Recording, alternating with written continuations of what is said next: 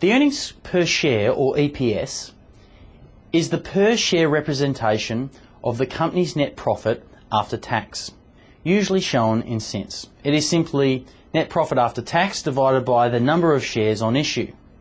Now, when we calculate the earnings per share, we should remove any abnormal or non-reoccurring items from the calculations because they distort the result. The abnormal or non-reoccurring items are financial impacts that either make the profit look better or worse in a particular year, but will not happen again. i.e., if a company sells an asset such as a factory, which doubles the reported profit in 1 year, it will obviously become an abnormal and non-repeatable event.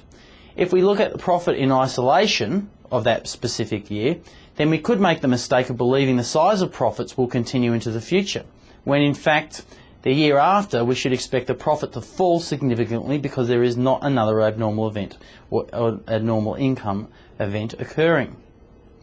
The reverse can happen if the company is writing off an asset.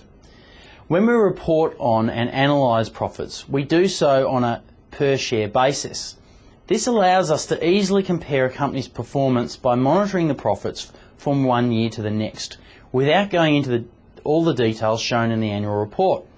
Earnings per share can help us monitor profit performance in isolation without taking share price into account. When analysing earnings per share, we look for 3 things: consistent improvement in earnings per share numbers in the years leading up to now, financial report forecast showing growth into the future which at least outstrips inflation, and the price to earnings ratio, which allows us to gauge how performance is reflected in share price. Be aware, earnings per share cannot be used to compare performance of one company to another.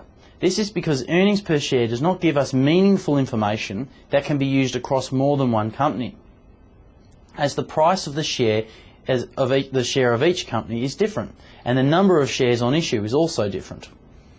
So in summary, the earnings per share is the after-tax profit of a company represented in cents per share. Measuring the profit in this way and monitoring the growth in profit presents a means of gauging how well a company is likely to perform.